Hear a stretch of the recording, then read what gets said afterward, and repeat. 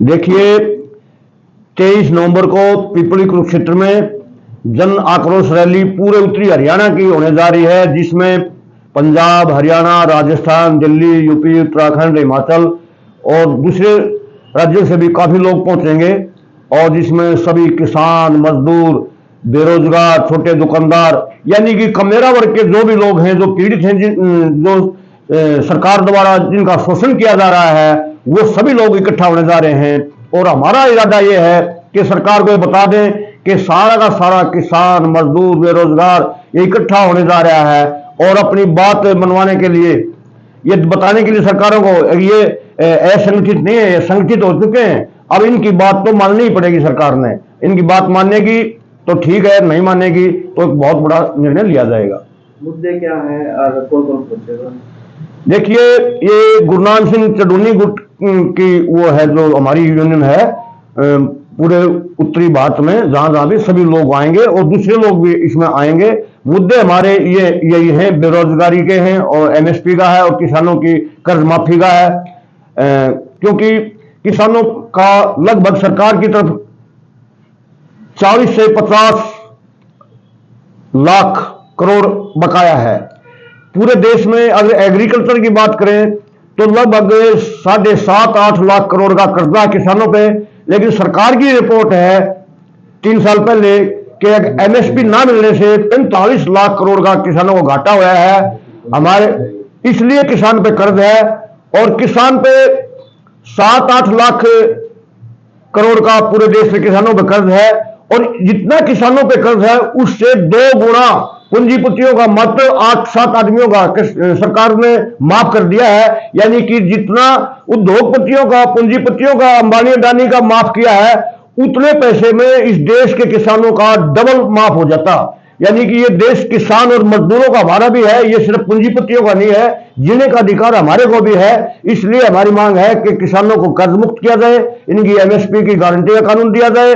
और जैसे बीमा क्लेम की भी बात है, पिछले 2022 का बहुत सारे लोगों का 21 का बीमा कंपनियों ने लूट मचा रखी है, मनमानी कर रखी है, सरकार कोई सुन नहीं रही है किसानों की।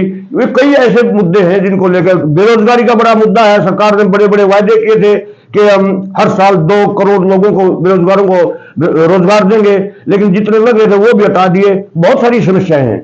कौन कौन पहुंचेगा और कितने गैदरिंग पहुंचेगी, कैसे जारी कर रहे हो?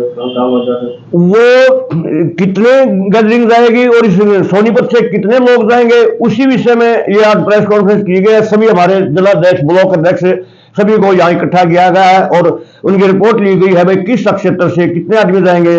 अनुमान है हमारे यहाँ भारी संख्या में लोगों में जो होश है, जोश है, वो ऐसा लग रहा है कि भारी संख्या में यहाँ से किसान जाएंगे। गाँव जाकर, बिल्कुल गांव जाके, घर घर जाके। और एक बड़ी बात और होगी, अब की बारिश रैली में किसान ही नहीं जाएंगे, बल्कि हमारी जो महिला देवी हैं वो भी, उनकी भी भागीदारी बड़ी अच्छी रहेगी, क्योंकि अगर कोई भी नुकसान हो रहा है तो बराबर की भागीदार महिलाओं की भी है। इसलिए महिलाओं ने भी इस बार मतलब ये मन बना लिया है कि काफी संख्या में महिलाएं भी जाएंगी। को लेकर मीटिंग की है, क्या करना? देखो, ऐसा है, जो हमारी रैली है उसका मेन मकसद है किसान, मजदूर, कमेरे वर्ग को जागरूक करना। जो कि अभी भाई साहब ने बताया 8.5 लाख करोड़ किसानों पर कर्ज है। तो अगर किसान की एमएसपी पर फसल खरीदी जाए तो किसान ही इस देश को चलाने वाला है सही मायने में। तो चाहे कोई भी ये चोर उचक्के जो बड़े उद्योगपति, सरकार ने किसानों का हक छीन कर उनको देकर जो आज बड़े उद्योगपति जो एशिया में और वर्ल्ड में नाम आ रहा है, वो सिर्फ और सिर्फ हमारा नुकसान करके बने हैं। आज किसान अपनी फसल की पैदावार करता है और किसान को नुकसान हो रहा है और किसान दिन प्रतिदिन खड्डे में जा रहा है। एक बात बताएं हम आपको, शायद आपको पता होगा, अभी जो मानसून सत्र बैठा था उसमें हरियाणा सरकार के एमएलए की वेतन में बेहताशा वृद्धि की गई है 62%।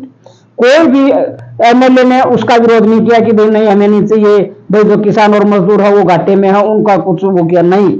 अगर किसान और मजदूर 1 रुपए के लिए भी मांग करता है तो सरकार कहती है हमारे पास पैसा नहीं है। और अपनी उन्होंने 62% वेतन बढ़ाकर ये साबित कर दिया कि वो सिर्फ और सिर्फ पूंजीपतियों की है, चाहे वो पूंजीपति एमएलए एमपी हो या पूंजीपति कोई उद्योगपति हो, सिर्फ और सिर्फ उनकी सरकार है, ये किसान और मजदूर की नहीं है। तो इसलिए हमारे जो राष्ट्रीय अध्यक्ष सरदार गुरनाम सिंह चढ़ूनी ने एक पब्लिक को जगाने का बीड़ा उठा रखा है और उसके हिसाब से 23 नवंबर को हम एक बड़ी जन आक्रोश रैली करने जा रहे हैं, जिसमें हम गांव-गांव जा रहे हैं और बड़ा बढ़िया रिस्पांस किसानों और मजदूरों का हमें मिल रहा है कि हर गांव से लगभग अपने एरिया से 10 से 12 गाड़ी हर गांव से तैयार हो रही है, जिसमें हमें आइडिया कम से कम भी 15 से 20 हजार आदमी तो सोनीपत का जाएगा रैली में। लेकिन एक चीज जब सरकार जब आंदोलन किया, जब एमएसपी की बात की थी, किसानों को जो दूसरे और भी कई मुद्दे थे उनको भी कहने पूरा करने की बात की, लेकिन आज तक पूरे नहीं हुए। देखो ऐसा है, जो ये तानाशाही शासक है जो देश को बर्बाद करने पे तुला हुआ है, तब उन्होंने पहले तो कह रहा था ये आतंकवादी हैं, ये खालिस्तानी हैं, ये देश को तोड़ने वाली ताकत है, इनकी फंडिंग विदेशों से हो रही है। लेकिन जब उन्होंने देखा ये खून और पसीने से अपनी फसल पैदा करने वाले हैं और मेहनत का से इकट्ठा हुए हैं, तो उसने झुकना पड़ा था। और झुकने के बाद उसने कहा था कि ये तीनों कानून वापस कर दिए हैं, ये कर दिया है, वो कर दिया है। बात रही एमएसपी की, जब ये सत्ता में आई थी सरकार, तो इसने ये वादा किया था कि हम एमएसपी लागू करेंगे। वो रास्ता दिखाया था किसान को, मजदूर को, जिसका उसको नहीं पता था। लेकिन अब उस रास्ते पर हमने अपनी पकड़ बना ली है, हम उस रास्ते पर कदम बढ़ाने लग गए हैं। एमएसपी के लिए हम पूरी लड़ाई लड़ेंगे, 1 बार में, 2 बार में, 3 बार में हम लड़ाई जीत कर ही रुकेंगे। कहना चाहते हैं सरकार ऐसी वो है, जब मान लो अब प्रदूषण हुआ और दिल्ली में आवाज उठाई तो हरियाणा सरकार की कान पे जू रेंगी है कि हाँ ये काम करना था। आज से 4 साल पहले भी जो इक्विपमेंट सरकार ने दिए थे, मैं सरकार से और इस एरिया के अधिकारियों से पूछना चाहता हूं, क्या आपने कभी जिसको सब्सिडी पर उपकरण दिए थे, आपने ये देखा वो उपकरण काम में है या नहीं है? या जिस भी किसान को अब दिया है, अब पूरे गोहाना तहसील में 6 बाइंडिंग मशीन है। और हमारी 15 दिन पहले बात हुई थी, जब ये डीडीपीओ है वो कह रहे थे 26 मशीनें और अलॉट की गई हैं सोनीपत के गोहाना तहसील के किसानों को, लेकिन अभी तक कोई भी मशीन मैदान में नहीं है, जिसकी वजह से किसान मजबूरी में एक आध जगह आग लगाता, नहीं किसान की पराली का कोई धुआं नहीं है, कोई आग नहीं लगाता।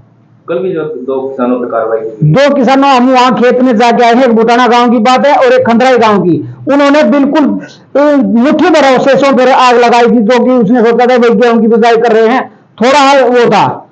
ये किसानों को खाली बदनाम करने की एक साजिश है, ऐसा कुछ नहीं। यहाँ के किसान जागरूक है और किसानों को बदनाम करने के लिए ऐसा करिए, सरकार ऐसा करे। ठीक है जी।